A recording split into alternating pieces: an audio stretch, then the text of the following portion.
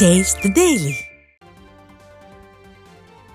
தர்மபுரியில் கொரியர் ஊழியரை திமுக கவுன்சிலர் சரமாரியாக தாக்கும் சிசிடிவி காட்சி வெளியாகி பரபரப்பை ஏற்படுத்தியுள்ளது. தர்மபுரி நகராட்சியின் 13வது வார்டு திமுக கவுன்சிலரான ஜெகன் என்பவர் இணைய வழியில் வாங்கிய பொருளை ஹரிஹரன் என்பவர் டெலிவரி செய்ததாக தெரிய வருகிறது. இந்நிலையில் கொரியரில் தான் ஆர்டர் செய்த பொருள் இல்லாமல் வேறு பொருள் இருந்ததாகவும் கொரியர் அலுவலக ஊழியர் தான் அதை மாற்றி வழங்கியதாகவும் தெரிவித்து அலுவலகத்திற்கு சென்ற ஜெகன் தகராறில் ஈடுபட்டு ஊழியர் ஹரிஹரனை சரமாரியாக தாக்கினார். இது குறித்த சிசிடிவி காட்சி இணையத்தில் பரவி வருகிறது. ஸ்டாலின் ஆட்சியில் அதிகாரத்தில் இருக்கிறோம் என்ற அகந்தையில் திமுகவினர் அராஜகத்தில் ஈடுபடுவதாக மக்கள் சாடியுள்ளனர்.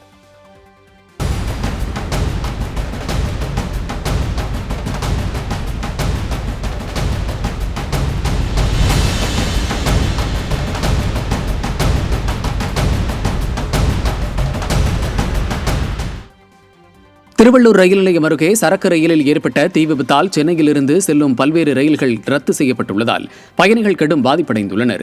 தண்டையார்பேட்டையிலிருந்து அரக்கோணத்திற்கு டீசல் ஏற்றி சென்ற சரக்கு ரயில் திருவள்ளூர் ரயில் நிலையம் அருகே தீ பற்றி விபத்திற்குள்ளாகி பயங்கர கரும்புகையுடன் தீ கொழுந்துவிட்டு எரிந்தது. இதனால் சென்னை புரட்சித் தலைவர் எம்ஜிஆர் சென்ட்ரல் ரயில் நிலையத்திலிருந்து செல்லும் மின்சார ரயில்கள் ரத்து செய்யப்பட்டுள்ளதுடன் பல இடங்களில் நடுவழியிலேயே ரயில்கள் நிறுத்தப்பட்டுள்ளது.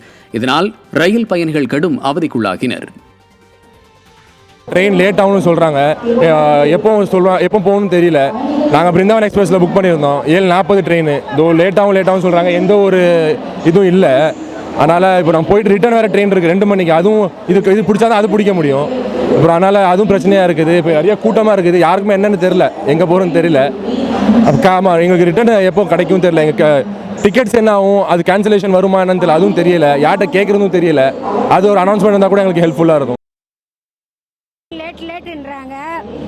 ட்ரெயின் எல்லாம் வரவே இல்லை. 7:40 வரது பெங்களூருக்கு. அப்போ நாங்கள் டிக்கெட் வாங்கின காசு என்ன ஆச்சு?